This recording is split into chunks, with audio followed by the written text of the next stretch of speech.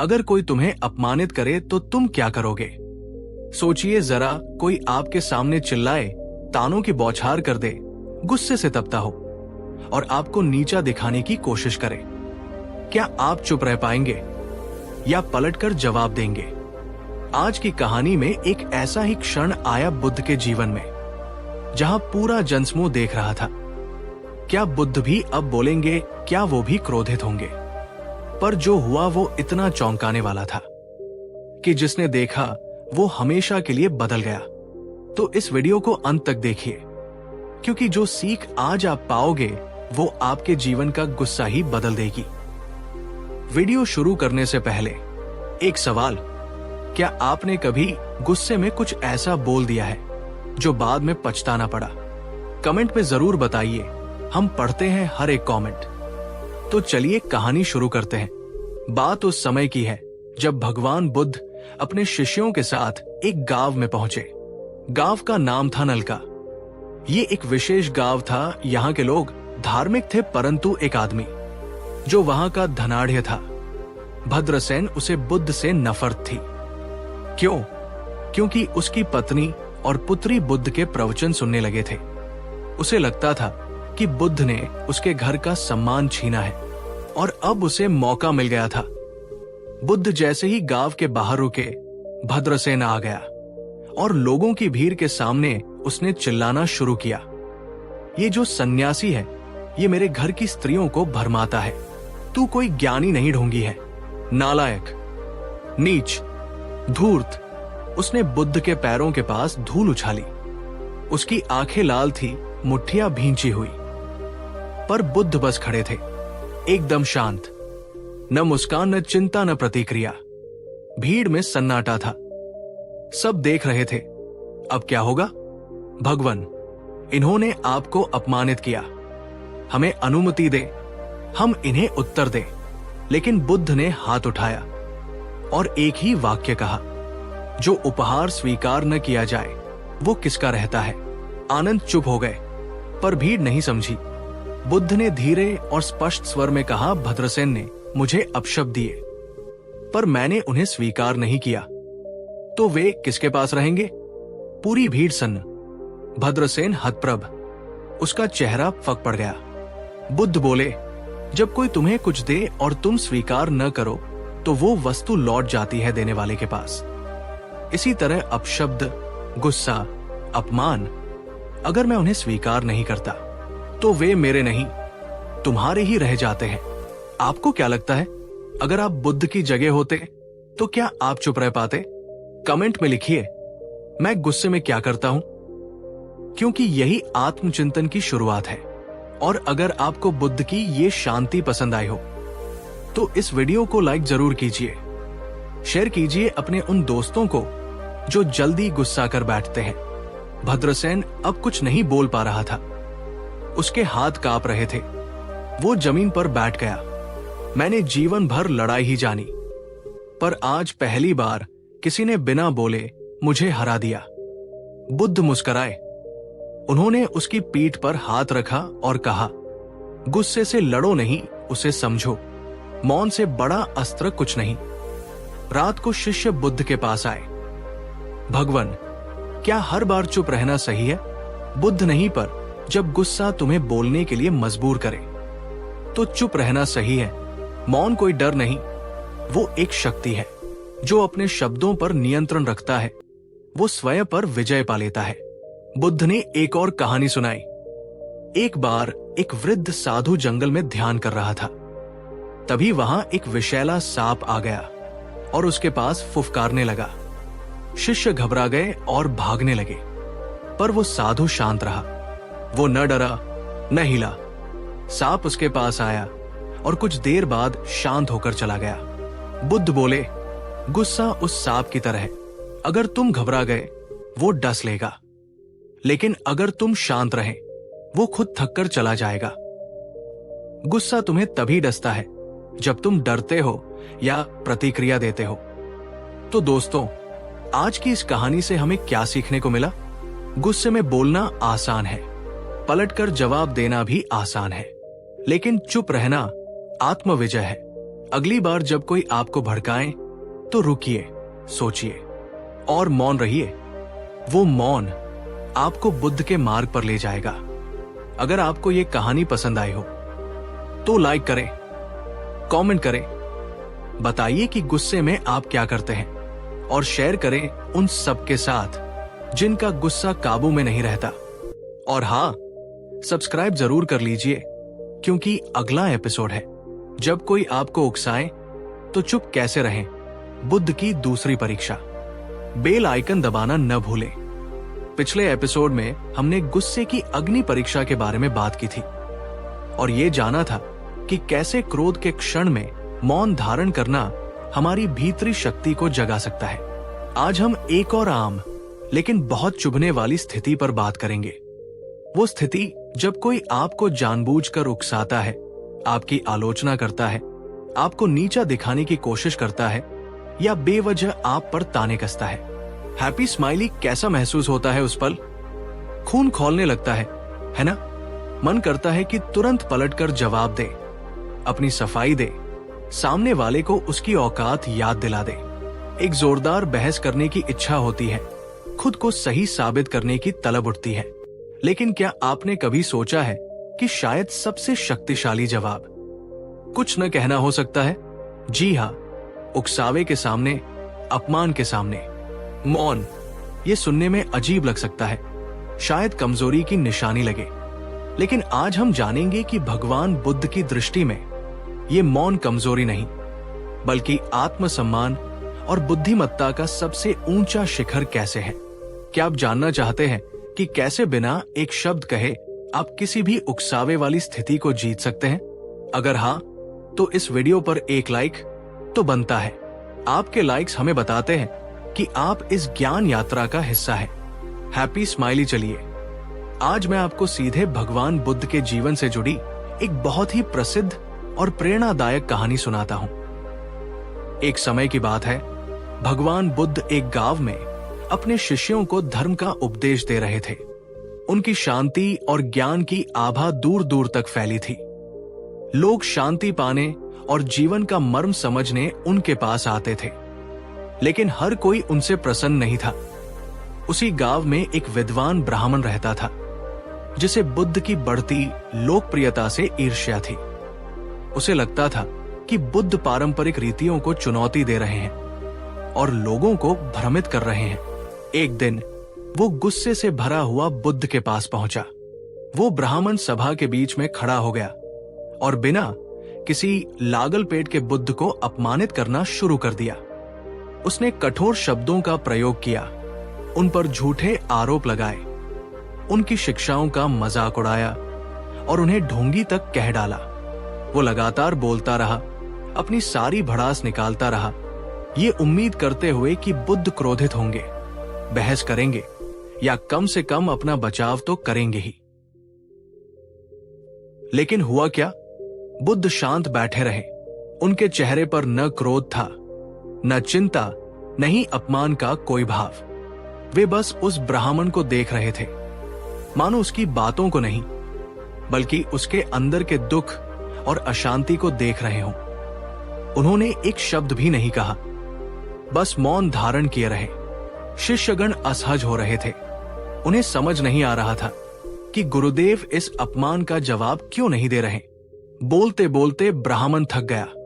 जब उसने देखा कि बुद्ध पर उसकी बातों का कोई असर नहीं हो रहा, न वे उत्तेजित हो रहे हैं, नहीं जवाब दे रहे हैं, तो वो हैरान रह गया। उसका गुस्सा धीरे धीरे कम होने लगा, क्योंकि उसे कोई प्रतिक्रिया ही नहीं मिल रही थी। अंत में उसकी आवाज धीमी पड़ गई और वो चुप हो गया। थोड़ा शर्मिंदा भी महसूस कर रहा था। जब पूरी तरह शांति छा गई, तब बुद्ध ने बहुत ही विनम्रता और शांति से उस ब्राह्मण से पूछा, हे भद्र पुरुष, क्या आपके घर पर कभी अतिथि आते हैं? ब्राह्मण थोड़ा चौंक गया, लेकिन उसने कहा, हाँ, आते हैं। बुद्ध ने फिर पूछा, जब वे आते हैं तो क्या आप उनके सत्कार के लिए कुछ भोजन, कुछ भेंट तैयार करते हैं? ब्राह्मण ने कहा, हाँ, अवश्य करता हूं। बुद्ध ने अगला सवाल किया, और यदि किसी कारणवश आपके अतिथि उस भेंट को स्वीकार न करें तो वो भेंट किसकी हो जाती है? ब्राह्मण ने कुछ पल सोचा और फिर जवाब दिया, अगर वे स्वीकार नहीं करते तो वो भेंट मेरी ही रह जाती है। तब बुद्ध मुस्कुराए और बहुत ही प्रेम से कहा, हे भद्र पुरुष, ठीक इसी तरह आज तुमने मुझे क्रोध, अपमान और कठोर शब्दों की भेंट दी, लेकिन मैंने तुम्हारी इस भेंट को स्वीकार नहीं किया। तुम्हारी दी हुई भेंट जिसे मैंने स्वीकार नहीं किया वो तुम्हारी ही रह गई। इसलिए ये क्रोध, ये अपमान, ये कड़वाहट, ये सब किसके पास रह गया? ब्राह्मण निशब्द रह गया। उसे अपनी गलती का एहसास हुआ। बुद्ध के मौन और उनके इस सरल से तर्क ने उसे अंदर तक झकझोर दिया। बिना लड़े, बिना बहस किए बुद्ध ने न केवल स्थिति को संभाला बल्कि उस ब्राह्मण को एक गहरी सीख भी दे दी। दोस्तों, ये कहानी कितनी गहरी है। ये हमें सिखाती है कि जब कोई हमें उकसाता है या अपमानित करता है तो हमारे पास हमेशा एक चुनाव होता है, या तो हम उस नकारात्मकता को स्वीकार करके खुद भी अशांत हो जाएं, या फिर उसे अस्वीकार करके अपनी शांति बनाए रखें। यहां मैं आपसे एक सवाल पूछना चाहूंगा, क्या आपने कभी किसी की नकारात्मक बातों या उकसावे को अस्वीकार करने की कोशिश की है? कैसा रहा आपका अनुभव? नीचे कमेंट्स में जरूर बताएं। आपके अनुभव दूसरों को भी प्रेरणा दे सकते हैं।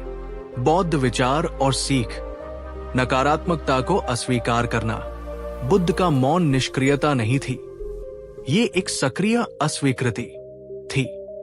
उन्होंने उस ब्राह्मण के द्वारा फेंके गए क्रोध और अपमान के जहर को पीने से इनकार कर दिया। जब हम उकसावे पर प्रतिक्रिया नहीं देते तो हम उस नकारात्मक ऊर्जा को अपने अंदर आने से रोक देते हैं।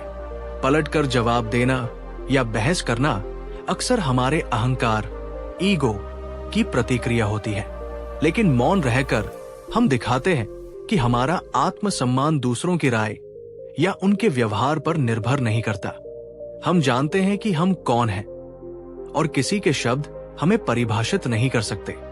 बहस करने, लड़ने या सफाई देने में बहुत ऊर्जा लगती है। मौन रहकर हम अपनी ऊर्जा बचाते हैं और उसे उन चीजों पर लगाते हैं जो वास्तव में मायने रखती हैं, हमारी अपनी शांति, हमारा अपना विकास। मौन सामने वाले को सोचने पर मजबूर करता है। जब उकसाने वाले को अपेक्षित प्रतिक्रिया, गुस्सा, बहस नहीं मिलती तो वो अक्सर हैरान रह जाता है। कई बार ये उसे अपने व्यवहार पर सोचने के लिए भी मजबूर कर सकता है, जैसा कि उस ब्राह्मण के साथ हुआ। ये था हमारी सीरीज का दूसरा कदम। हमने सीखा कि उकसावे के सामने मौन कैसे सबसे बड़ा उत्तर बन सकता है। अगर आपको लगता है कि ये सीख आपके या आपके किसी जानने वाले के काम आ सकती है तो इस वीडियो को उनके साथ शेयर करना न भूलें। ज्ञान बांटने से बढ़ता है, और अगर आप इस यात्रा में आगे भी साथ चलना चाहते हैं तो चैनल को सब्सक्राइब जरूर करें और नोटिफिकेशन बेल दबा दें ताकि आप कोई भी एपिसोड मिस न करें। अगले एपिसोड में हम एक और दिलचस्प पहलू पर बात करेंगे, अज्ञानी से बहस, मौन ही सबसे बुद्धिमानी। हम जानेंगे कि बुद्ध ने क्यों कहा कि मूर्ख या अज्ञानी से तर्क करना व्यर्थ है। आज हमारे साथ जुड़ने के लिए आपका बहुत बहुत धन्यवाद। याद रखें, शांति बाहर नहीं, आपके भीतर है। मौन उसे खोजने का एक रास्ता है। आज का सवाल, मौन रहने में सबसे बड़ी चुनौती क्या होती है? अपने विचार नीचे कमेंट्स में साझा करें। पिछले एपिसोड में हमने जाना कि जब कोई हमें उकसाता है तो मौन कैसे सबसे शक्तिशाली उत्तर बन सकता है, कैसे हम नकारात्मकता की भेंट को अस्वीकार कर सकते हैं। आज हम एक ऐसी स्थिति पर बात करने वाले हैं जिसका सामना हम सबने कभी न कभी जरूर किया होगा, और अक्सर जिसमें उलझकर हमने अपना समय, ऊर्जा और मन की शांति गंवाई होगी। मैं बात कर रहा हूं अज्ञानी या मूर्ख व्यक्ति से बहस करने की। आप जानते हैं न वो एहसास जब आप तथ्यों, तर्कों, सबूतों के साथ अपनी बात रख रहे होते हैं, लेकिन सामने वाला व्यक्ति या तो सुनना ही नहीं चाहता या समझना ही नहीं चाहता, या फिर उसकी अपनी धारणाएं इतनी पक्की होती हैं कि कोई भी तर्क उन तक पहुंच ही नहीं पाता।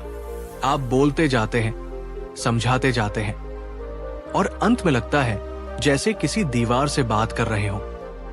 थक जाते हैं, निराश हो जाते हैं और कभी कभी तो खुद भी गुस्से से भर जाते हैं। थका देने वाली बहस के चक्रव्यूह से निकलने का रास्ता क्या है?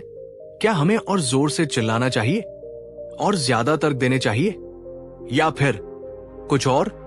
भगवान बुद्ध की शिक्षाओं में इस स्थिति के लिए एक बहुत स्पष्ट और गहरा मार्गदर्शन मिलता है। बुद्ध हमें सिखाते हैं कि कुछ लड़ाइयां जीतने के लिए होती ही नहीं, बल्कि उनसे समझदारी से पीछे हटना ही असली जीत है। और इस समझदारी का एक बड़ा रूप है मौन। क्या आप जानना चाहते हैं कि बुद्ध ने क्यों कहा कि अज्ञानी से बहस करना आत्मघाती हो सकता है, और क्यों ऐसे मौकों पर चुप रह जाना ही सबसे बड़ी बुद्धिमानी है? अगर आप भी व्यर्थ की बहसों से बचकर अपनी ऊर्जा सही जगह लगाना चाहते हैं तो इस वीडियो को एक लाइक देकर अपना समर्थन जरूर दिखाएं। चलिए इस बात को एक सरल परिदृश्य और बुद्ध की शिक्षाओं के माध्यम से समझते हैं। कल्पना कीजिए, एक दिन बुद्ध अपने शिष्यों के साथ बैठे थे।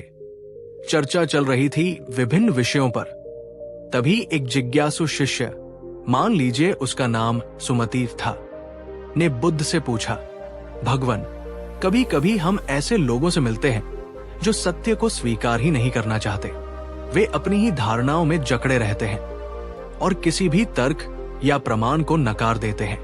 उनसे बात करना बहुत निराशाजनक होता है। ऐसी स्थिति में हमें क्या करना चाहिए? क्या हमें उन्हें समझाने का प्रयास करते रहना चाहिए? बुद्ध ने सुमति और अन्य शिष्यों को देखा। उनके चेहरों पर वही उलझन थी जिसका अनुभव हम सब करते हैं। फिर वे मुस्कुराए और एक सरल सा सवाल पूछा, सुमति, कल्पना करो कि तुम एक खेत में बीज बोना चाहते हो। तुम्हारे पास उत्तम बीज है, लेकिन जमीन पथरीली है, बंजर है, सूखी है। क्या तुम फिर भी अपने कीमती बीज उस जमीन पर फेंकते रहोगे, ये जानते हुए कि वे उगेंगे नहीं? सुमति ने सोचा और कहा, नहीं भगवान, ये तो बीजों की बर्बादी होगी। मैं एक उपजाऊ जमीन की तलाश करूंगा। बुद्ध ने कहा, बिल्कुल ठीक। और सोचो, अगर कोई व्यक्ति बीमार है लेकिन वो ये मानने को ही तैयार नहीं कि वो बीमार है और दवा लेने से इनकार करता है, तो क्या वैद्य जबरदस्ती उसके मुंह में दवा डाल सकता है? या क्या ये बेहतर नहीं कि वैद्य अपनी ऊर्जा उस रोगी पर लगाए जो इलाज के लिए तैयार है? ठीक इसी तरह जब तुम किसी ऐसे व्यक्ति से मिलते हो जिसका मन पूर्वाग्रहों से बंद है, जो सीखने या समझने के लिए तैयार नहीं है, जो केवल बहस करने या अपनी बात ऊपर रखने के लिए ही बोल रहा है, तो उससे तर्क करना उस बंजर जमीन पर बीज बोने जैसा है। ये तुम्हारी ऊर्जा, समय और सबसे महत्वपूर्ण, तुम्हारे मन की शांति की बर्बादी है। बुद्ध ने समझाया, अज्ञानी या मूर्ख व्यक्ति से बहस करने में तुम कभी जीत नहीं सकते। अगर तुम जीत भी गए तर्कों में, तो भी तुमने क्या पाया? तुमने एक व्यक्ति को शायद और विरोधी बना दिया। और अगर तुम हार गए तो तुम निराश और अशांत हो गए। लेकिन सबसे बड़ा खतरा यह है कि उस बहस की नकारात्मकता, वो व्यर्थ का मानसिक घर्षण तुम्हारे अपने मन को भी मलिन कर सकता है। होस्ट, दोस्तों, यहां मैं आपसे पूछना चाहता हूं, क्या आपके साथ कभी ऐसा हुआ है कि किसी बहस के बाद आपको लगा हो कि आपने अपना कीमती समय और शांति बेवजह गवा दी? नीचे कमेंट्स में हाँ या नहीं लिखकर बताएं, या अपना अनुभव साझा करें। ये जानने में मदद मिलेगी कि ये कितना आम अनुभव है। सीख, अपनी ऊर्जा को बुद्धिमानी से खर्च करो। अज्ञानी से बहस आपकी मानसिक और भावनात्मक ऊर्जा को सोख लेती है, जिसे आप ध्यान, सीखने या सकारात्मक कार्यों में लगा सकते थे। मौन रहकर आप अपनी ऊर्जा बचाते हैं। बहस का उद्देश्य अक्सर सही साबित होना होता है। बुद्ध सिखाते हैं कि सही होने से ज्यादा जरूरी शांत होना है। अज्ञानी से बहस आपकी शांति भंग करती है, मौन उसे बनाए रखने में मदद करता है। बुद्धिमानी इसमें है कि आप पहचान सकें कि कौन सी चर्चा सार्थक है और कौन सी व्यर्थ। जब आप देखें कि सामने वाला व्यक्ति समझने के लिए नहीं, सिर्फ जीतने के लिए बहस कर रहा है, तो वहां से हट जाना ही समझदारी है। ऐसी बहसें अक्सर कड़वाहट, क्रोध और नकारात्मक भावनाओं को जन्म देती है। चुप रहकर आप खुद को इस नकारात्मकता के दलदल में फंसने से बचाते हैं। अज्ञानी के सामने चुप रहना हार मानना नहीं है, ये इस बात की स्वीकृति है कि इस विशेष युद्ध को लड़ना निरर्थक है। ये आपके विवेक और परिपक्वता का संकेत है। आप स्थिति को ऊपर से देख पाते हैं और उसमें उलझने से बचते हैं। तो अगली बार जब आप खुद को किसी ऐसी बहस में फंसा हुआ पाए जहां आपको लगे कि आप दीवार से बात कर रहे हैं, तो बुद्ध की इस सीख को याद कीजिएगा। रुके, गहरी सांस ले, खुद से पूछें, क्या ये बहस सार्थक है? क्या सामने वाला व्यक्ति सुनने और समझने को तैयार है?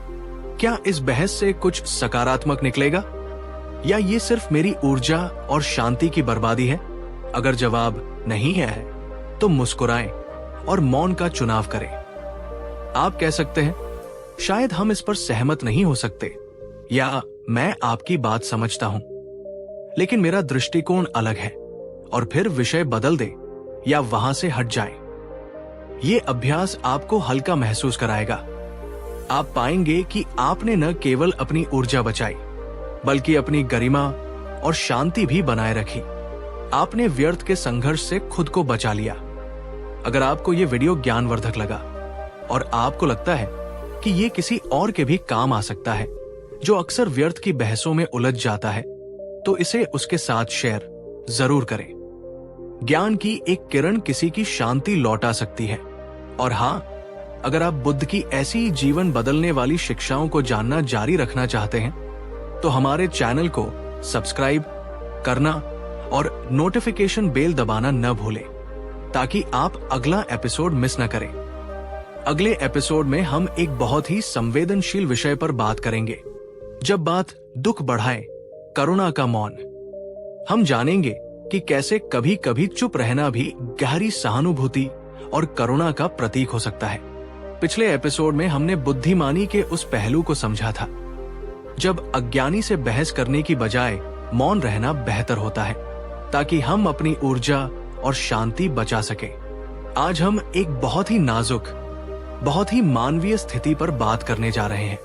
एक ऐसी स्थिति जहां शब्द, चाहे कितने भी अच्छे इरादे से क्यों न कहे गए हों, कभी कभी मरहम लगाने की बजाय घाव को और गहरा कर सकते हैं। मैं बात कर रहा हूं उस क्षण की जब कोई व्यक्ति गहरे दुख, शोक, अपराध बोध या पीड़ा में हो। हम सबने ऐसे पल देखे हैं या खुद अनुभव किए हैं। जब किसी अपने को तकलीफ में देखते हैं तो हमारा मन करता है कि कुछ कहें, उन्हें दिलासा दें, उनकी हिम्मत बंधाएं, शायद कोई सलाह दें या उन्हें बताएं कि सब ठीक हो जाएगा। हमारा इरादा नेक होता है, हम मदद करना चाहते हैं, लेकिन क्या आपने कभी महसूस किया है कि ऐसे क्षणों में शब्द कितने खोखले, कितने अपर्याप्त लग सकते हैं? या कभी कभी हमारी कई बातें अनजाने में ही सामने वाले के दुख को कम आंकने जैसी या उसे जल्दी से ठीक करने की कोशिश जैसी लग सकती हैं। भगवान बुद्ध, जो करुणा के सागर थे, हमें सिखाते हैं कि कभी कभी सच्ची सहानुभूति और गहरा साथ शब्दों में नहीं, बल्कि मौन उपस्थिति में प्रकट होता है। इसे हम कह सकते हैं करुणा का मौन। हैप्पी स्माइली, क्या आप जानना चाहते हैं कि कैसे आपकी खामोशी, आपकी शांत उपस्थिति किसी दुखी व्यक्ति के लिए शब्दों से कहीं ज्यादा बड़ा सहारा बन सकती है? अगर आप सहानुभूति और सच्ची करुणा के इस गहरे रूप को समझना चाहते हैं, तो कृपया इस वीडियो को लाइक करें। आपका लाइक हमें बताता है कि आप इन संवेदनशील विषयों पर और जानना चाहते हैं। चलिए इसे एक कहानी के माध्यम से समझने। कोसल के राजा पसेंदी बुद्ध के अनुयायी थे और अक्सर उनसे मार्गदर्शन लेने जाते थे। एक बार राजा से अनजाने में या किसी आवेश में आकर कोई ऐसी गलती हो गई, कोई ऐसा निर्णय ले लिया गया जिससे प्रजा में किसी निर्दोष को कष्ट पहुंचा या कोई अन्याय हुआ। जब राजा को अपनी गलती का गहरा एहसास हुआ तो वे अपराध बोध और आत्मग्लानि से भर उठे। उनका मन अशांत था, उन्हें चैन नहीं मिल रहा था। वे समझ नहीं पा रहे थे कि इस बोझ को कैसे हल्का करें। इसी मानसिक वेदना की स्थिति में वे भगवान बुद्ध के पास पहुंचे। हैप्पी स्माइली राजा ने बुद्ध के सामने अपनी व्यथा व्यक्त की, अपनी गलती बताई और अपने मन का भारीपन साझा किया। वे शायद बुद्ध से किसी उपदेश, किसी समाधान या शायद डांट की भी उम्मीद कर रहे होंगे। लेकिन बुद्ध ने क्या किया? उन्होंने तुरंत कोई सलाह नहीं दी, कोई लंबा उपदेश नहीं दिया, न ही राजा को सही गलत का पाठ पढ़ाया। वे बस शांत बैठे रहे। उनकी उपस्थिति में कोई जल्दबाजी नहीं थी, कोई निर्णय नहीं था। उनकी आंखों में गहरी करुणा और समझ थी। वे राजा की बातों को, उनके अनकहे दर्द को पूरी सजगता और सहानुभूति से सुन रहे थे। मौन रहकर हैप्पी स्माइली बुद्ध का ये मौन कोई खालीपन नहीं था।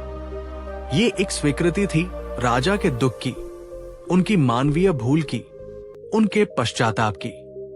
ये एक मौन संदेश था, मैं तुम्हारे साथ हूं, मैं तुम्हारे दर्द को समझता हूं।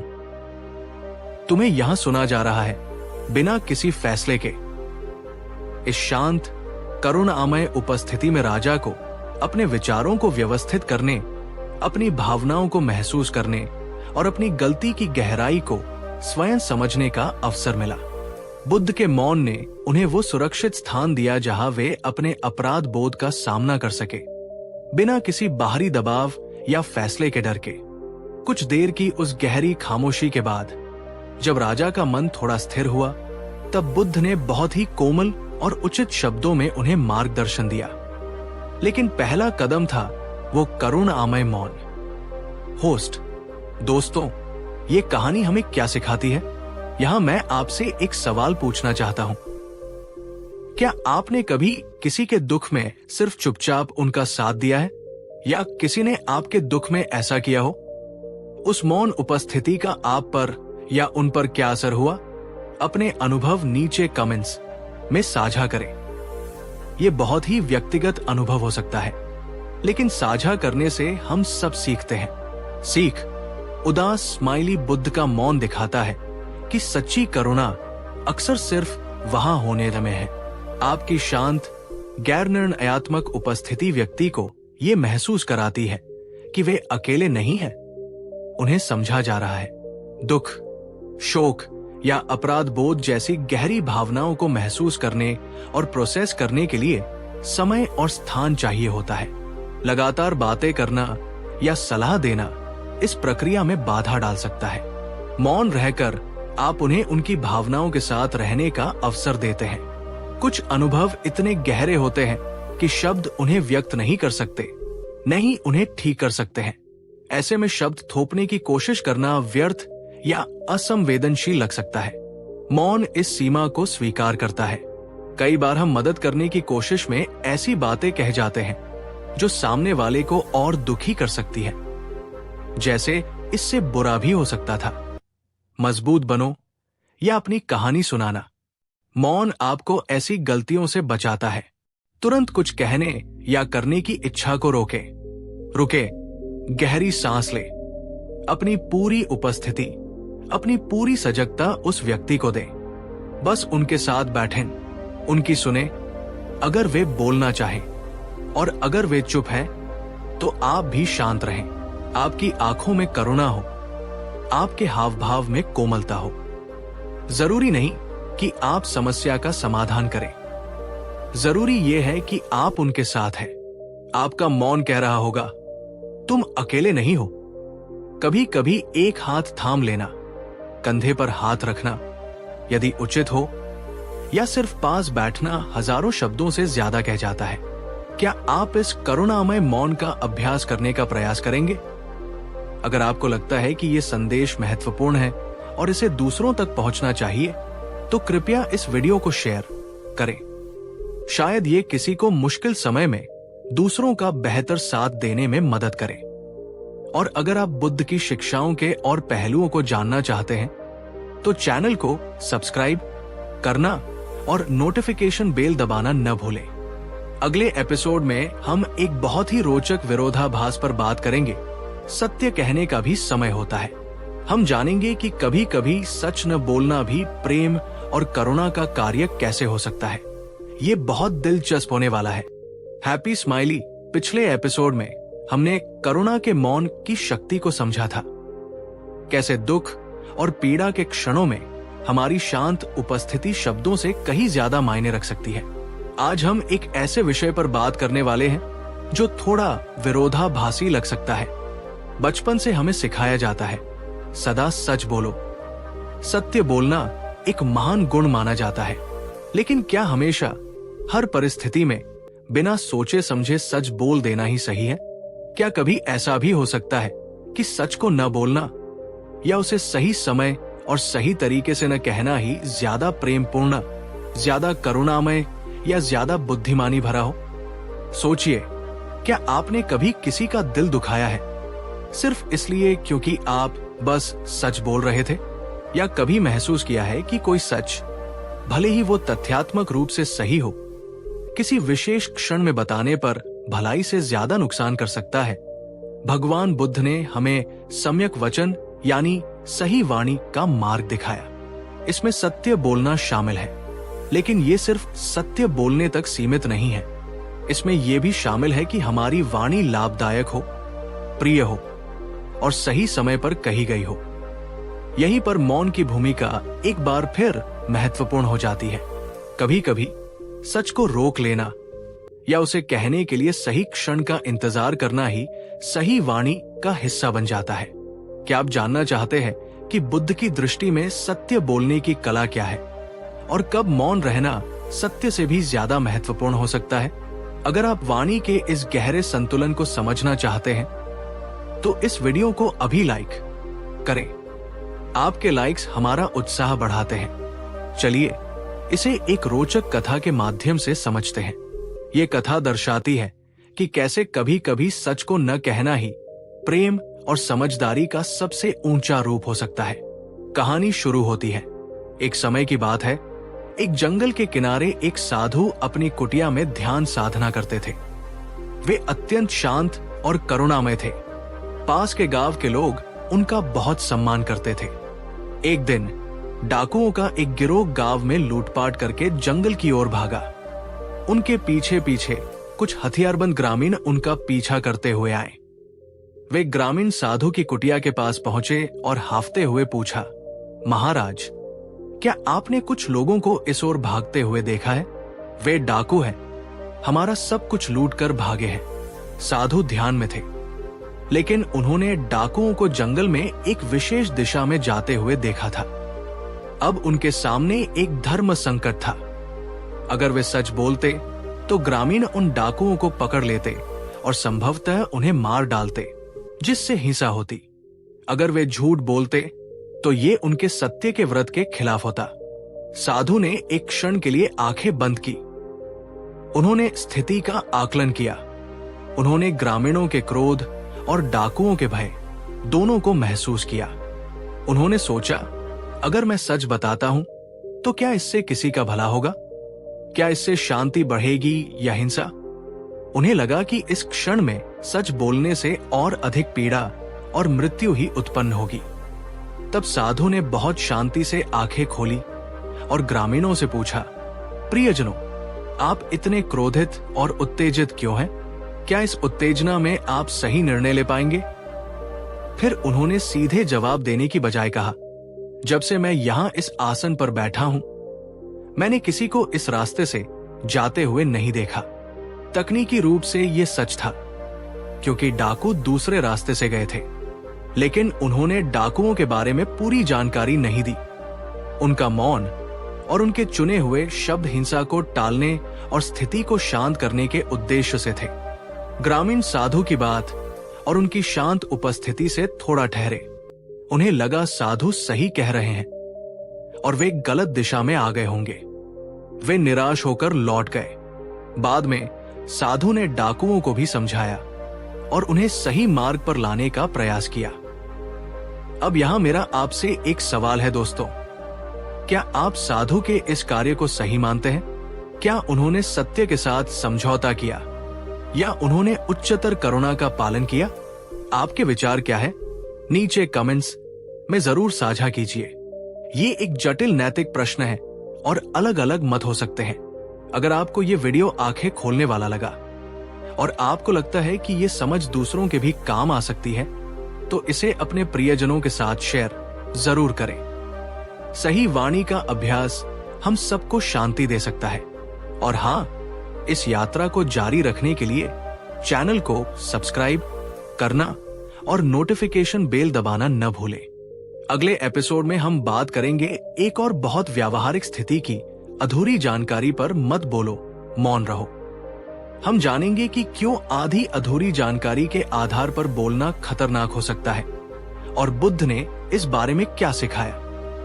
पिछले एपिसोड में हमने सम्यक वचन के नाजुक संतुलन को समझा था कि कैसे सत्य बोलना महत्वपूर्ण है, लेकिन यह भी जानना जरूरी है कि कब, कैसे और क्यों बोलना है और कब मौन रहना ज्यादा विवेकपूर्ण हो सकता है।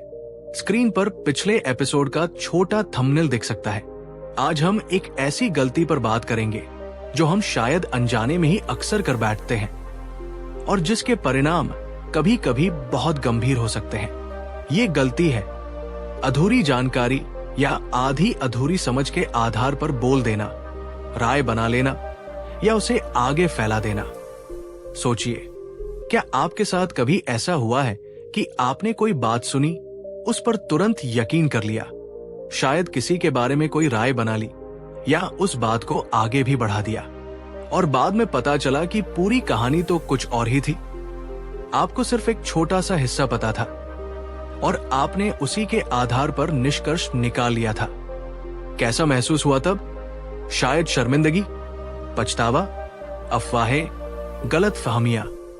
ये सब अक्सर अधूरी जानकारी के बीच से ही पनपते हैं और ये न सिर्फ रिश्तों को खराब कर सकते हैं, बल्कि किसी की प्रतिष्ठा, मानसिक शांति और यहां तक कि जीवन पर भी गहरा नकारात्मक असर डाल सकते हैं। भगवान बुद्ध, जिन्होंने हमें हर चीज को गहराई से देखने और समझने की शिक्षा दी, हमें इस खतरे से आगाह करते हैं। वे सिखाते हैं कि जब हमारे पास पूरी तस्वीर न हो, जब हमें तथ्यों की पूरी जानकारी न हो, तो जल्दबाजी में बोलने या निष्कर्ष निकालने की बजाय मौन रहना ही बुद्धिमानी और जिम्मेदारी का रास्ता है। क्या आप जानना चाहते हैं कि बुद्ध ने क्यों अधूरे ज्ञान पर बोलने को खतरनाक माना और कैसे मौन रहकर हम इस जाल में फंसने से बच सकते हैं? अगर आप भी अफवाहों और गलत फहमियों से बचकर एक ज्यादा जिम्मेदार और शांत जीवन जीना चाहते हैं, तो इस वीडियो को एक लाइक जरूर करें। आपका हर लाइक हमें बेहतर कंटेंट बनाने के लिए प्रेरित करता है। Happy smiley. चलिए इसे एक कहानी के माध्यम से समझते हैं। ये एक श्रावक की कहानी है जिसने अनजाने में अधूरी जानकारी के आधार पर कुछ ऐसा कह दिया जिसने किसी और के जीवन में बड़ी उथल पुथल मचा दी। और फिर बुद्ध ने उसे क्या सिखाया। कहानी शुरू होती है। कल्पना कीजिए, बुद्ध के संग में एक श्रावक था जिसका नाम विमल था। विमल बहुत उत्साही था और बुद्ध की शिक्षाओं का पालन करने का पूरा प्रयास करता था, लेकिन उसमें एक कमी थी। वो चीजों पर बहुत जल्दी निष्कर्ष निकाल लेता था और कभी कभी बिना पूरी बात जाने ही बोल देता था। एक शाम विमल ने मठ के एक वरिष्ठ और सम्मानित भिक्षु आनंदित को मठ के पिछले द्वार से चुपचाप बाहर जाते देखा। थोड़ी देर बाद उसने उन्हें एक पास के गांव की सीमा पर एक महिला से कुछ लेते हुए देखा। शायद कपड़े में लिपटी कोई छोटी सी पोटली। रात का समय था, दृश्य बहुत स्पष्ट नहीं था। विमल के मन में तुरंत संदेह पैदा हुआ। एक भिक्षु इतनी रात को अकेले एक महिला से गुप्त रूप से क्यों मिल रहा है? ये जरूर कुछ गलत है। शायद वे नियमों का उल्लंघन कर रहे हैं। विमल ने ये नहीं सोचा कि शायद कोई और वजह हो सकती है। उसने आनंदित से पूछने की भी कोशिश नहीं की।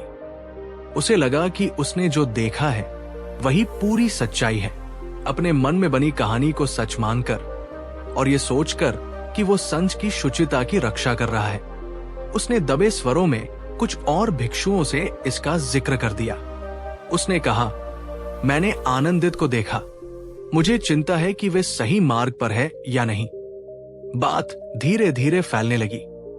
कानाफूसी शुरू हो गई। लोग आनंदित को शक की निगाह से देखने लगे। आनंदित, जो अपनी साधना और शांत स्वभाव के लिए जाने जाते थे, ने महसूस किया कि साथी भिक्षुओं का व्यवहार उनके प्रति बदल गया है। उन्हें समझ नहीं आ रहा था कि क्यों। उनका मन अशांत हो गया, उनकी साधना में बाधा आने लगी। कुछ दिनों बाद सच्चाई सामने आई। पता चला कि जिस महिला से आनंदित मिले थे वो उनकी बीमार और वृद्ध बहन थी जो गांव के बाहर रहती थी। वो बहुत गरीब थी और गंभीर रूप से बीमार थी। आनंदित मत के नियमों का पालन करते हुए भिक्षा में मिले अतिरिक्त भोजन या कभी कभी किसी दयालु गृहस्थ द्वारा दी गई जड़ी बूटी की पोटली चुपचाप अपनी बहन तक पहुंचाते थे ताकि उसकी मदद हो सके। वे ये सब गुप्त इसलिए रखते थे ताकि उनकी बहन को शर्मिंदगी न उठानी पड़े और न ही मठ में अनावश्यक चर्चा हो। जब विमल को पूरी सच्चाई पता चली तो उसे अपनी जल्दबाजी और गलती पर गहरा पछतावा हुआ। उसने न केवल एक निर्दोष भिक्षु की प्रतिष्ठा को ठेस पहुंचाई थी बल्कि संघ में भी बेवजह की अशांति फैला दी थी। शर्मिंदा होकर वो भगवान बुद्ध के पास गया और पूरी घटना बताई। बुद्ध ने विमल की बात धैर्य से सुनी। फिर उन्होंने समझाया, विमल, तुमने अपनी आंखों से जो देखा वो सत्य का सिर्फ एक टुकड़ा था, पूरी तस्वीर नहीं। तुमने उस टुकड़े को अपनी कल्पना और संदेह से जोड़कर एक कहानी बना ली और उसे ही सच मान लिया। उन्होंने आगे कहा, शब्द बाण की तरह होते हैं विमल, एक बार कमान से निकल जाएं तो उन्हें वापस लेना बहुत मुश्किल होता है। अधूरी जानकारी पर आधारित शब्द अक्सर गलत दिशा में जाते हैं और निर्दोषों को घायल कर देते हैं। बोलने से पहले रुकना, पूरी जानकारी हासिल करना और स्थिति को सभी कोणों से समझना आवश्यक है। यदि संदेह हो, यदि पूरी जानकारी न हो तो मौन रहना ही सबसे सुरक्षित और जिम्मेदार मार्ग है। हैप्पी स्माइली बुद्ध ने विमल को सिखाया कि सच्ची जागरूकता का अर्थ है न केवल बाहरी दुनिया को देखना बल्कि अपने मन की प्रतिक्रियाओं, अपनी धारणाओं और अपने निष्कर्षों के प्रति भी सजग रहना। दोस्तों, ये कहानी हमें कितना कुछ सिखाती है। क्या आपने कभी महसूस किया है कि सोशल मीडिया या समाचारों में हम कितनी आसानी से अधूरी जानकारी के आधार पर राय बना लेते हैं या उसे शेयर कर देते हैं? इस कहानी के संदर्भ में आप जानकारी की पुष्टि करने के लिए क्या कदम उठाते हैं? नीचे कमेंट्स में अपनी रणनीति साझा करें ताकि हम सब एक दूसरे से सीख सकें। अगर आपको लगता है कि ये सीख आज के इंफॉर्मेशन ओवरलोड के जमाने में बहुत जरूरी है तो इस वीडियो को अपने दोस्तों और परिवार के साथ शेयर जरूर करें। हम सब मिलकर एक ज्यादा जागरूक और जिम्मेदार संवाद का माहौल बना सकते हैं। और हाँ, बुद्ध की गहन शिक्षाओं की इस यात्रा में आगे बढ़ने के लिए चैनल को सब्सक्राइब करना और नोटिफिकेशन बेल दबाना न भूलें। अगले एपिसोड में हम एक और दिलचस्प पहलू पर बात करेंगे। अहंकार का मौन तोड़ो, खुद को नहीं जताओ। हम जानेंगे कि कैसे अपनी उपलब्धियों या ज्ञान का बखान करने की इच्छा पर मौन साधकर हम सच्ची विनम्रता और शांति पा सकते हैं। आज अपना कीमती समय देने और ध्यान से सुनने के लिए आपका बहुत बहुत धन्यवाद। याद रखें, बोलने से पहले जानना जरूरी है और जब न जाने तो चुप रहना बुद्धिमानी है। पिछले एपिसोड में हमने अधूरी जानकारी पर बोलने के खतरों और जिम्मेदार मौन के महत्व को समझा। हमने जाना कि कैसे रुककर पूरी जानकारी लेकर बोलना हमें गलत फहमियों और नुकसान से बचाता है। आज हम एक ऐसे विषय पर बात करने जा रहे हैं। ये विषय है अहंकार, ईगो और उसकी खुद को जताने, अपनी तारीफ करने, अपनी उपलब्धियों या ज्ञान का बखान करने की प्रवृत्ति। हम सब में थोड़ी बहुत ये इच्छा होती है कि लोग हमें जाने, हमारी सराहना करें, हमें महत्वपूर्ण समझे। अपनी सफलताओं को साझा करने में कुछ गलत भी नहीं है, लेकिन जब ये इच्छा हम पर हावी हो जाती है, जब हम हर मौके पर सिर्फ मैं, मेरा, मुझे की धुन अलापने लगते हैं, जब हम दूसरों को प्रभावित करने के लिए या खुद को श्रेष्ठ दिखाने के लिए लगातार बोलते रहते हैं, तब ये अहंकार का रूप ले लेता है। और ये अहंकार भरी वाणी अक्सर हमें दूसरों से दूर कर देती है। रिश्तों में तनाव पैदा करती है और सबसे महत्वपूर्ण, हमें अपनी ही भीतरी शांति से वंचित कर देती है। क्योंकि अहंकार हमेशा बाहरी पुष्टि की तलाश में रहता है, वो कभी संतुष्ट नहीं होता। भगवान बुद्ध ने अहंकार को दुख का एक मूल कारण माना। उन्होंने सिखाया कि सच्ची शांति और ज्ञान तब मिलता है जब हम मैं के इस झूठे बोझ से ऊपर उठते हैं। और इस ऊपर उठने की प्रक्रिया में अपनी बड़ाई करने की इच्छा पर मौन साधना एक बहुत शक्तिशाली उपकरण है। हैप्पी स्माइली, क्या आप जानना चाहते हैं कि कैसे अपनी उपलब्धियों या ज्ञान का अनावश्यक बखान करने से बचकर, कैसे मौन रहकर आप सच्ची विनम्रता, गहरा आत्मविश्वास और स्थायी शांति पा सकते हैं? अगर आप अहंकार के इस जाल से मुक्त होकर सच्ची विनम्रता का मार्ग अपनाना चाहते हैं तो इस वीडियो को एक लाइक करके अपना इरादा जाहिर करें। हैप्पी स्माइली, चलिए इसे एक बहुत ही प्रभावशाली कहानी के माध्यम से समझते हैं। ये कहानी दर्शाती है कि कैसे बुद्ध के मौन ने एक अत्यंत ज्ञानी लेकिन अहंकारी व्यक्ति का घमंड पल भर में तोड़ दिया था। कहानी शुरू होती है। एक समय की बात है, एक बहुत प्रसिद्ध और ज्ञानी विद्वान थे जिनका नाम सारिपुत्र। मान लेते हैं उन्हें अपने ज्ञान, अपने तर्क कौशल और शास्त्रों की अपनी समझ पर बहुत गर्व था। उन्होंने कई वाद विवादों में बड़े बड़े पंडितों को हराया था और उनकी ख्याति दूर दूर तक फैली थी। एक दिन उन्होंने भगवान बुद्ध की प्रसिद्धि के बारे में सुना। उनके मन में आया कि चलकर देखें कि ये बुद्ध कितने ज्ञानी हैं। अहंकार से भरे हुए वे बुद्ध से शास्त्रार्थ करने, उन्हें अपनी विद्वत्ता से प्रभावित करने और शायद उन्हें हराने की मंशा से उनके पास पहुंचे। वे बुद्ध के सामने पहुंचे जहां बुद्ध शांति से अपने शिष्यों के साथ बैठे थे। विद्वान ने अपना परिचय दिया और फिर बिना रुके अपने ज्ञान का प्रदर्शन करना शुरू कर दिया। उन्होंने वेदों, उपनिषदों, दर्शन शास्त्र और विभिन्न विषयों पर जटिल बातें कही। वे अपनी वाक्पटुता, अपने तर्कों और अपनी गहरी समझ का बखान करते रहे।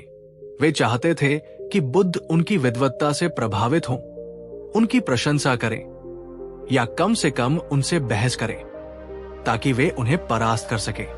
हैप्पी स्माइली, लेकिन बुद्ध ने क्या किया? वे बस शांत बैठे रहे। उनके चेहरे पर न प्रशंसा थी, न आलोचना, न ही प्रभावित होने का कोई भाव। वे बस उस विद्वान को देख रहे थे, पूरी उपस्थिति और शांति के साथ। उन्होंने एक शब्द भी नहीं कहा। जैसे जैसे विद्वान बोलते जा रहे थे, बुद्ध का मौन और गहरा होता जा रहा था। शुरुआत में विद्वान को लगा कि शायद बुद्ध उनकी बातों को समझ नहीं पा रहे या शायद वे उनकी विद्वत्ता से स्तब्ध रह गए हैं। लेकिन धीरे धीरे बुद्ध की उस अडिग, शांत और निर्विकार उपस्थिति के सामने विद्वान के शब्द लड़खड़ाने लगे। उसे महसूस होने लगा कि उसका सारा ज्ञान, उसकी सारी वाक्पटुता इस गहरी शांति के सामने कितनी खोखली है। उसका अहंकार, जो बाहरी प्रशंसा और प्रतिक्रिया पर टिका था, बुद्ध के मौन के सामने पिघलने लगा। बोलते बोलते विद्वान चुप हो गया। सभा में एक गहरी खामोशी छा गई। उसे पहली बार अपने अहंकार का बोध हुआ। उसे समझ आया कि सच्चा ज्ञान सिर्फ शब्दों या तर्कों में नहीं, बल्कि उस गहरी शांति और विनम्रता में है जो बुद्ध की उपस्थिति में झलक रही थी। उसका सारा घमंड चूर चूर हो गया। तब उस गहरी खामोशी को तोड़ते हुए बुद्ध ने बहुत ही कोमल स्वर में पूछा, हे विद्वान, क्या तुमने वह पा लिया है जिसकी तुम्हें तलाश थी? विद्वान निशब्द रह गया। उसकी आंखों में आंसू थे। उसने बुद्ध के चरणों में सिर झुका दिया और कहा, भगवन, आज मेरा अहंकार टूट गया। आपका मौन मेरे हजारों शब्दों से कहीं ज्यादा शक्तिशाली था। दोस्तों, ये कहानी कितनी शक्तिशाली है। क्या आपने कभी किसी ऐसे व्यक्ति को देखा है जो बहुत ज्ञानी या सफल है लेकिन फिर भी अत्यंत विनम्र है? उस विनम्रता का आप पर क्या प्रभाव पड़ता है? नीचे कमेंट्स में अपने विचार या अनुभव साझा करें। विनम्रता की शक्ति को पहचानना भी एक कला है। ये था हमारी सीरीज का 7वां कदम। हमने सीखा कि कैसे अहंकार भरी वाणी पर मौन साधकर हम सच्ची विनम्रता और शांति की ओर बच सकते हैं। अगर आपको लगता है कि ये सीख अहंकार के इस दौर में बहुत प्रासंगिक है, तो इस वीडियो को अपने दोस्तों और जानने वालों के साथ शेयर जरूर करें। विनम्रता एक ऐसा गुण है जो हम सबको सीखना चाहिए। और हाँ, बुद्ध की जीवन बदलने वाली शिक्षाओं की इस यात्रा में हमारे साथ बने रहने के लिए चैनल को सब्सक्राइब करना और नोटिफिकेशन बेल दबाना न भूलें। अगले एपिसोड में हम एक और बहुत ही भावनात्मक और महत्वपूर्ण विषय पर बात करेंगे। दुख में शब्द नहीं, साथ चाहिए। हम जानेंगे कि कैसे किसी की पीड़ा में हमारी शांत, करुणामय उपस्थिति शब्दों से कहीं ज्यादा महत्वपूर्ण हो सकती है। आज हमारे साथ जुड़ने और अपने भीतर झांकने के लिए आपका बहुत बहुत धन्यवाद। याद रखें, खाली बर्तन ज्यादा आवाज करता है, भरा हुआ शांत रहता है। आज का सवाल जाते जाते, आपके अनुसार विनम्रता और कम आत्मविश्वास में क्या अंतर है? हम विनम्र रहते हुए भी आत्मविश्वासी कैसे दिख सकते हैं? अपने विचार नीचे कमेंट्स में साझा करें। पिछले एपिसोड में हमने अहंकार के शोर को शांत करने और विनम्रता के मौन की शक्ति को समझा था। आज हम बात कर रहे हैं उन क्षणों की जब जीवन हम पर या हमारे अपनों पर असहनीय दुख, पीड़ा या शोक का वज्रपात करता है। जब शब्द खो जाते हैं, जब भाषा अपर्याप्त लगती है, जब दिल इतना भारी होता है कि कोई भी दिलासा, कोई भी सलाह, कोई भी सब ठीक हो जाएगा जैसा वाक्य कानों में चुभने लगता है। हैप्पी स्माइली ऐसे में जब हम किसी अपने को इस अथाह पीड़ा से गुजरते देखते हैं तो हम क्या करते हैं? हम छटपटाते हैं, हम कुछ कहना चाहते हैं, कुछ करना चाहते हैं, उनके दर्द को कम करना चाहते हैं। हम उन्हें सलाह देते हैं, हिम्मत बंधाते हैं, शायद अपनी कहानियां सुनाते हैं या भविष्य की उम्मीदें दिखाते हैं। हमारा इरादा नेक होता है, हम मदद करना चाहते हैं। Happy smiley. लेकिन क्या आपने कभी महसूस किया है कि उस गहरे अंधकार में शब्द अक्सर रोशनी लाने की बजाय परछाइयों को और गहरा कर देते हैं? क्या कभी लगा है कि सबसे बड़ी मदद जो आप कर सकते हैं वो है बस वहां होना, बिना कुछ कहे, बिना कुछ किए, बस अपनी पूरी उपस्थिति, अपनी पूरी सहानुभूति के साथ उस व्यक्ति के साथ होना। भगवान बुद्ध, जिन्होंने मानव दुख की गहराइयों को समझा, हमें सिखाते हैं कि सच्ची करुणा और समर्थन अक्सर शब्दों के परे एक शांत, स्थिर और प्रेमपूर्ण उपस्थिति में प्रकट होते हैं। यह है साथ का मौन, एक ऐसा मौन जो कहता है, तुम अकेले नहीं हो, मैं तुम्हारे साथ हूं, तुम्हारे इस दर्द में। क्या आप जानना चाहते हैं कि कैसे आपकी खामोश उपस्थिति, आपका मौन आलिंगन, चाहे वो शारीरिक हो या भावनात्मक, किसी टूटते हुए इंसान के लिए शब्दों के पहाड़ से ज्यादा मजबूत सहारा बन सकता है? अगर आप करुणा के इस सबसे गहरे और शांत रूप को महसूस करना चाहते हैं तो कृपया इस वीडियो को एक लाइक करें। यह हमें बताएगा कि आप इन मानवीय अनुभवों को समझने में रुचि रखते हैं। चलिए, आज मैं आपको बुद्ध के जीवन से जुड़ी एक ऐसी कहानी सुनाता हूं जो दिल को छू लेती है। ये कहानी एक मां की असहनीय पीड़ा और बुद्ध की अद्भुत करुणा की है, जहां शब्दों से पहले मौन उपस्थिति ने भूमिका निभाई। ये कहानी है किसा गौतमी की। किसा गौतमी नाम की एक युवा मां थी जिसका एकमात्र पुत्र अचानक मृत्यु को प्राप्त हो गया। वो अपने दुख में इतनी व्याकुल और बावली हो गई कि उसे यकीन ही नहीं हुआ कि उसका बच्चा मर चुका है।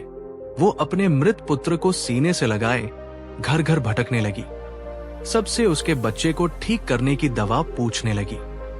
लोग उसे पागल समझकर दुत्कारते, कोई उसकी मदद न कर सका। भटकते भटकते किसी ने उसे बताया कि शायद तथागत बुद्ध उसकी मदद कर सके। एक क्षीण सी आशा लेकर वो अपने मृत बच्चे को लिए हुए भगवान बुद्ध के पास पहुंची।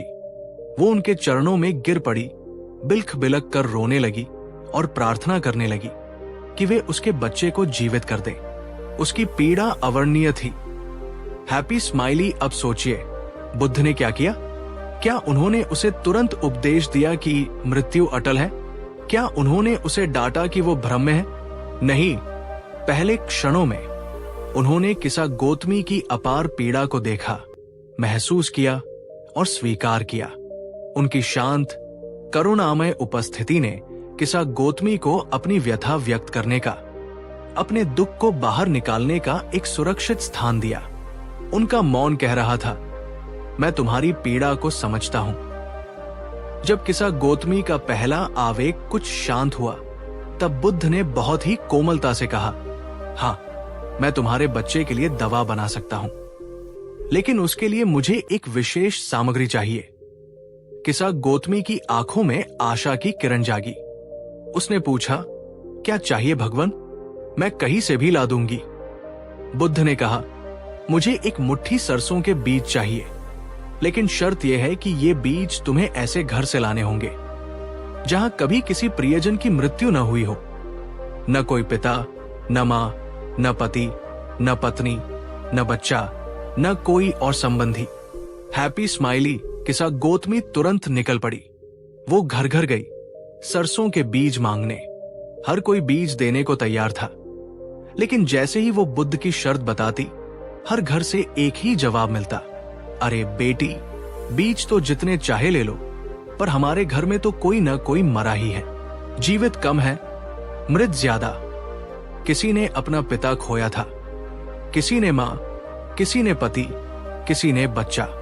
शाम होते होते किसा गौतमी एक भी घर ऐसा न ढूंढ सकी जहां मृत्यु ने दस्तक न दी हो। वो थक कर एक जगह बैठ गई। अब उसे अपने मृत बच्चे का शरीर उतना भारी नहीं लग रहा था जितना ये एहसास कि दुख और मृत्यु सार्वभौमिक है। वो अकेली नहीं थी इस पीड़ा में, हर घर में यही कहानी थी। उसे समझ आ गया कि बुद्ध उसे क्या सिखाना चाहते थे। हैप्पी स्माइली वो बुद्ध के पास लौटी। अब उसकी आंखों में वो बावलापन नहीं, बल्कि एक गहरी समझ और शांति थी। बुद्ध ने पूछा, क्या तुम सरसों के बीज लाई? किसा गौतमी ने सिर झुकाकर कहा, नहीं भगवान, मुझे समझ आ गया है, मृत्यु जीवन का हिस्सा है और मैं अकेली नहीं हूं इस दुख में। तब बुद्ध ने उसे जीवन, मृत्यु और दुख से मुक्ति के मार्ग का उपदेश दिया। हैप्पी स्माइली दोस्तों, इस कहानी में बुद्ध की करुणा कितनी गहरी है। उन्होंने सीधे उपदेश नहीं दिया, बल्कि किसा गौतमी को स्वयं अनुभव करने दिया। लेकिन उससे पहले उनकी मौन उपस्थिति ने उसके दुख को सम्मान दिया। क्या आपने कभी किसी के दुख में सिर्फ चुपचाप बैठकर उनका हाथ थामा है? उस मौन संवाद में कितनी शक्ति महसूस हुई? अपने अनुभव नीचे कमेंट्स में साझा करें यदि आप सहज महसूस करें।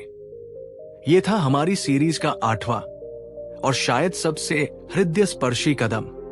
हमने सीखा कि कैसे दुख के क्षणों में हमारी मौन उपस्थिति सबसे बड़ा सहारा बन सकती है। अगर आपको लगता है कि यह संदेश हर किसी तक पहुंचना चाहिए, क्योंकि दुख जीवन का हिस्सा है, तो कृपया इस वीडियो को उन लोगों के साथ शेयर करें जिन्हें आप प्यार करते हैं। ये हमें सिखाता है कि मुश्किल समय में एक दूसरे का साथ कैसे दें। और हाँ, इस गहरी मानवीय यात्रा में आगे बढ़ने के लिए चैनल को सब्सक्राइब करना और नोटिफिकेशन बेल दबाना न भूलें। अगले एपिसोड में हम बात करेंगे समय और धैर्य की। समय गलत है तो रुक जाओ। हम जानेंगे कि क्यों कभी कभी सही कदम उठाने के लिए भी सही समय का इंतजार करना जरूरी होता है और बुद्ध ने इस बारे में क्या सिखाया। पिछले एपिसोड में हमने हृदय को छू लेने वाले विषय पर बात की थी कि कैसे गहरे दुख या पीड़ा के क्षणों में हमारी मौन उपस्थिति शब्दों से कहीं ज्यादा बड़ा सहारा बन सकती है। स्क्रीन पर पिछले एपिसोड का छोटा थंबनेल दिख सकता है। हमने साथ के मौन की शक्ति को महसूस किया था। आज हम एक ऐसे पहलू पर विचार करेंगे जो हमारे जीवन के हर निर्णय, हर कार्य और हर शब्द को प्रभावित करता है, लेकिन हम अक्सर उसकी अनदेखी कर देते हैं। यह है समय, टाइमिंग। विशेष रूप से यह समझना कि कब कार्य करने या बोलने का सही समय है और कब रुक जाना, धैर्य रखना और सही क्षण की प्रतीक्षा करना ही बुद्धिमानी है। हमारी आज की भागदौड़ भरी जिंदगी में हमें हर काम तुरंत करने की आदत हो गई है। तुरंत परिणाम चाहिए, तुरंत समाधान चाहिए। धैर्य रखना हमें मुश्किल लगता है। हम अक्सर सही अवसर आने से पहले ही कूद पड़ते हैं, या जब माहौल गरमाया हुआ हो तभी अपनी बात कह देना चाहते हैं, या जब सामने वाला सुनने को तैयार न हो तब भी उसे सलाह देने लगते हैं। लेकिन क्या आपने कभी सोचा है कि एक सही कार्य भी अगर गलत समय पर किया जाए तो उसका परिणाम गलत हो सकता है? एक अच्छी सलाह भी अगर गलत समय पर दी जाए तो बेअसर हो सकती है या उल्टा असर कर सकती है। एक सच भी अगर गलत समय पर बोला जाए तो नुकसान पहुंचा सकता है। भगवान बुद्ध, जिन्होंने क्षण भंगुरता और निरंतर परिवर्तन के नियम को गहराई से समझा, हमें सही समय के महत्व के बारे में सिखाते हैं। वे सिखाते हैं कि कर्म करने या वचन कहने के साथ साथ ये जानना भी जरूरी है कि उसके लिए उपयुक्त क्षण कौन सा है, और जब समय सही न हो, जब परिस्थितियां अनुकूल न हो, तो रुक जाना, ठहरना और धैर्यपूर्वक प्रतीक्षा करना। यह भी एक प्रकार का सक्रिय मौन है, एक बुद्धिमानी भरा कदम है। हैप्पी स्माइली, क्या आप जानना चाहते हैं कि कैसे सही समय का इंतजार करना, कैसे धैर्य का मौन साधना आपको गलतियों से बचा सकता है और आपके कार्यों और शब्दों को ज्यादा प्रभावी बना सकता है? अगर आप भी जीवन में धैर्य और सही समय की कला को अपनाना चाहते हैं तो इस वीडियो को एक लाइक देकर अपनी सहमति जताएं। चलिए इसे एक पारंपरिक कथा के माध्यम से समझते हैं, जो समय, धैर्य और सही क्षण के महत्व को दर्शाती है। ये एक राजा और एक साधु की कहानी है। कहानी शुरू होती है, एक समय की बात है। एक शक्तिशाली लेकिन बहुत अधीर राजा था। वो चाहता था कि उसके हर काम तुरंत हो, हर इच्छा पल भर में पूरी हो। उसे इंतजार करना बिल्कुल पसंद नहीं था। उसके राज्य के पास एक जंगल में एक सिद्ध साधु रहते थे, जो अपनी शांति, ज्ञान और धैर्य के लिए प्रसिद्ध थे। राजा ने साधु की ख्याति सुनी और सोचा, इन साधु में जरूर कोई रहस्यमयी शक्ति होगी जो मुझे भी मिल सकती है, जिससे मेरे सारे काम चुटकियों में हो जाए। इसी लालसा में वो साधु के पास पहुंचा। हैप्पी स्माइली राजा ने साधु से कहा, हे महात्मा, मैंने आपके धैर्य और शक्तियों के बारे में बहुत सुना है। मुझे भी वो रहस्य बताएं जिससे मैं जो चाहूं वो तुरंत पा सकूं। मुझे सफलता का सबसे तेज मार्ग बताएं। साधु मुस्कुराए। उन्होंने राजा के अधीर मन को पढ़ लिया था। उन्होंने कहा, राजन, मैं तुम्हें एक रहस्य बता सकता हूं, लेकिन उसके लिए तुम्हें एक छोटा सा कार्य करना होगा। राजा तुरंत तैयार हो गया। बताइए, मैं कुछ भी करने को तैयार हूं। साधु ने पास ही लगे एक छोटे से पौधे की ओर इशारा किया और कहा, देखो ये पौधा, इसमें अभी फूल नहीं खिले हैं। तुम्हें बस यहां बैठकर इंतजार करना है जब तक इसमें फूल न खिल जाए। जैसे ही पहला फूल खिलेगा मैं तुम्हें तुम्हारा रहस्य बता दूंगा, लेकिन शर्त यह है कि तुम इस पौधे को छू नहीं सकते, नहीं इसे किसी तरह से जल्दी बड़ा करने या खिलाने की कोशिश कर सकते हो। बस धैर्य से प्रतीक्षा करो।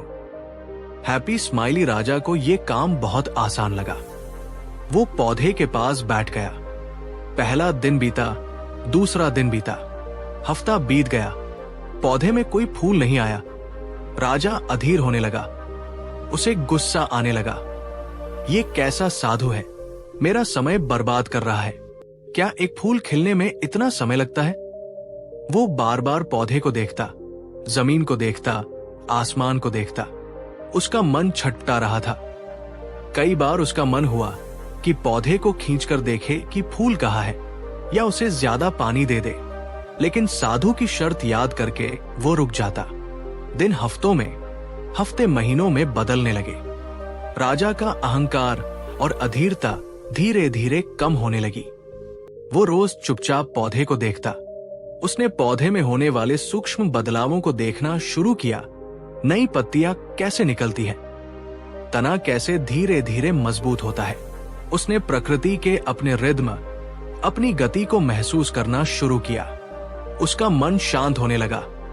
और फिर एक सुबह जब राजा उठा, उसने देखा कि पौधे पर एक नन्ही सी कली आई है, और कुछ दिनों बाद वो कली एक सुंदर फूल में खिल गई। उस फूल को देखकर राजा के मन में क्रोध या अधीरता नहीं, बल्कि एक गहरी शांति और आश्चर्य का भाव आया। उसने इतने महीनों में पहली बार प्रतीक्षा का सौंदर्य और सही समय पर होने वाली घटना का आनंद महसूस किया था। वो साधु के पास गया। साधु मुस्कुराए और बोले, राजन, तुम्हें तुम्हारा रहस्य मिल गया। राजा हैरान हुआ, कैसा रहस्य? आपने तो कुछ बताया ही नहीं। साधु ने कहा, राजन, रहस्य यही है, हर चीज का अपना सही समय होता है। जैसे इस फूल को खिलने के लिए धैर्यपूर्वक प्रतीक्षा करनी पड़ी, वैसे ही जीवन में सफलता, ज्ञान और सही परिणाम के लिए धैर्य और सही समय का इंतजार करना आवश्यक है। जल्दबाजी और अधीरता से अक्सर काम बिगड़ जाते हैं। जो मौन रहकर धैर्य के साथ सही क्षण की प्रतीक्षा करता है, वही अंततः सफल